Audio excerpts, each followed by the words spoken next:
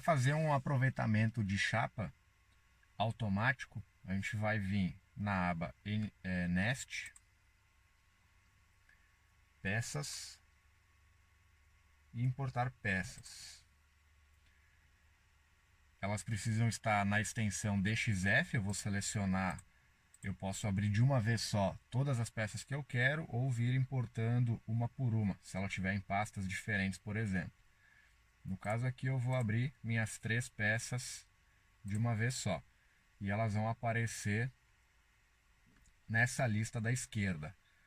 Então a primeira coisa que eu vou fazer é colocar a quantidade de cada peça que eu quero cortar. Eu quero 6 dessa, 8 dessa peça aqui e 4 dessa, por exemplo. Tá? O meu limite de peças, de quantidade para cada item, é 999. A quantidade máxima que eu posso colocar em cada peça. E a quantidade de desenhos que eu posso abrir é 50. O meu limite é 50 peças. Agora eu abri 3. Mais do que 50 eu não consigo abrir. É o meu limite. Tá? 50 peças, uma diferente da outra. E cada item eu posso solicitar no máximo 999. Então coloquei as minhas quantidades. Depois disso eu preciso preparar o meu desenho. Então eu vou dar 2 cliques bem em cima do meu desenho aqui. Vou dar 2 cliques nele. E aquele procedimento de sempre, tá? Vou voltar aqui para a tela início. Eu vou selecionar a minha peça toda. Posso usar o meu atalho Ctrl A. Ou selecionar usando o mouse, clicando com o botão esquerdo e arrastando. Com a peça selecionada, vou clicar em ordenar para definir a minha sequência de corte e o que vai ser corte externo e o que vai ser corte interno. Depois disso, função entrada, para colocar as entradas de corte. Imaginando que é uma chapa de 3 milímetros de espessura, vou usar um comprimento de entrada de 7 milímetros. Clico em OK. Coloquei as minhas entradas. O ideal é que os furos façam o piercing bem no meio do furo e saia cortando, tá? Isso é o ideal. Para furos menores que 20 milímetros de diâmetro. Coloquei a minha entrada, vou colocar minha compensação. Para uma chapa de 3 milímetros deve dar 0,17 de compensação. Clico em OK. Então, já tem a compensação colocada. Agora eu vou colocar uma microjunta. Então, venho na função microjunta, vou clicar bem na minha entrada, uma microjunta de 0,8. Coloquei minha microjunta e na outra ponta também a 45 graus, mais ou menos, para ficar mais fácil de destacar ela da minha chapa depois. A minha entrada aqui não ficou legal. Se eu quiser modificar a posição da entrada de corte, eu vou usar a função posição da entrada. Vou clicar nela e aonde eu clicar na minha linha do desenho agora, ela vai colocar a entrada, tá? Essa seta aqui, ó, indica que o meu corte está sendo feito em sentido horário, tá? Então eu vou fazer a minha entrada bem aqui.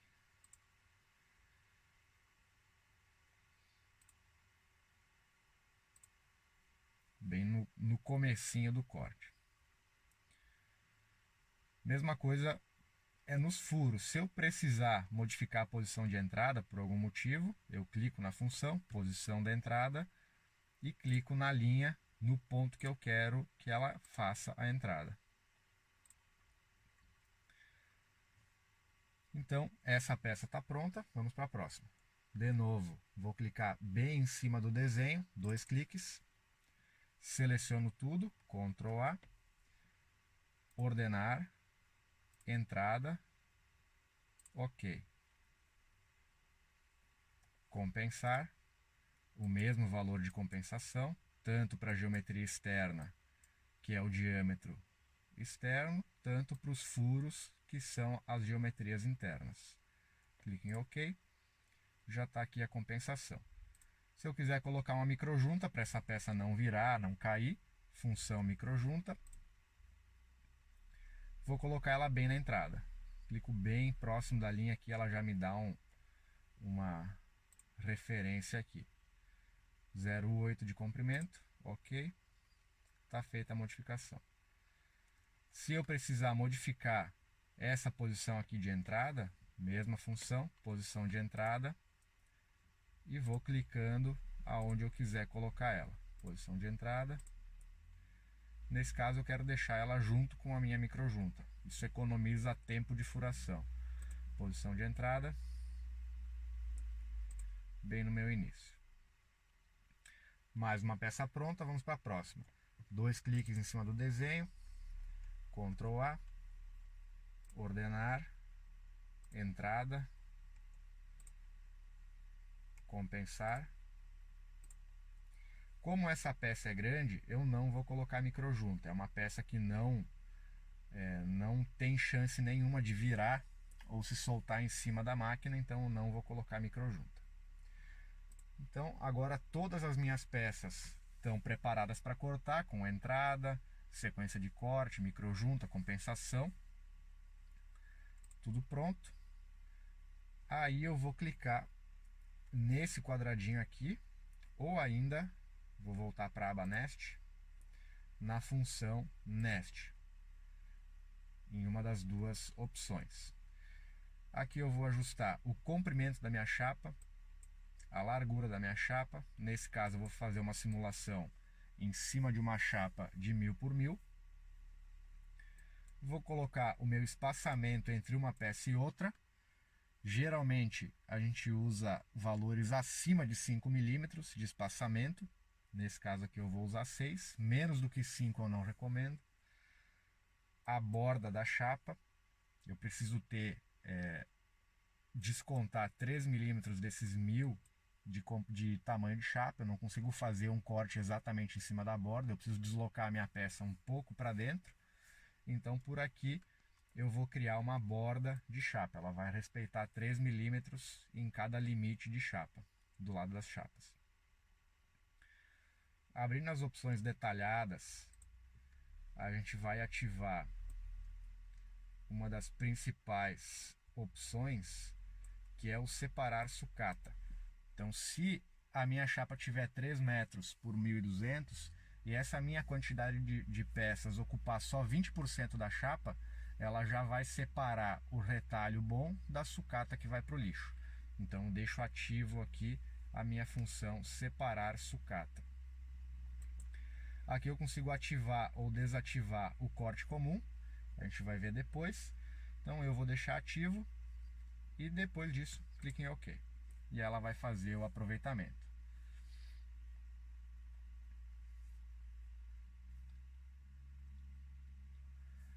Feito o aproveitamento, essa linha amarela é o que separa a sucata. Isso aqui vai ser o retalho bom. E daqui, depois que tirar as peças, vai sobrar a sucata que vai para o descarte. Tá? Então ela já gera essa linha automático, que é aquela função separar sucata que a gente ativou. Então aqui já está a nossa programação pronta. Aqui aparece se eu precisasse de mais chapas para... Deixa eu voltar para a minha lista de peças aqui embaixo. Ó, lista de peças. Se essa quantidade de peças não coubesse em uma chapa só, voltando aqui para aproveitamento, ela ia utilizar mais chapas. Então apareceria uma lista de chapas aqui para mim, necessárias para cortar a quantidade de peças solicitadas. Nesse caso ocupou uma chapa só. Tá? Se eu quiser colocar mais peças nesse espaço vazio aqui para aproveitar o meu material, eu posso usar a função Ctrl C, Ctrl V e ir reposicionando as peças conforme eu posso, né, o espaço que sobra. Eu posso ir posicionando elas. Essa linha aqui eu posso apagar se eu quiser, usando Delete. Selecione Delete. Tá? Então eu posso usar de novo, Ctrl C, seleciona, né? Ctrl C, Ctrl V. E vou colocando mais peças para aproveitar melhor o material. Eu quero trazer um outro tipo de peça, outro desenho. Posso vir aqui em Arquivo, Importar, DXF e trago outra peça diferente para cá que não está na minha lista de peças. Tá? Se eu quiser modificar as peças que já estão inseridas aqui, é só selecionar, clicar com o botão esquerdo e arrastar para reposicionar elas.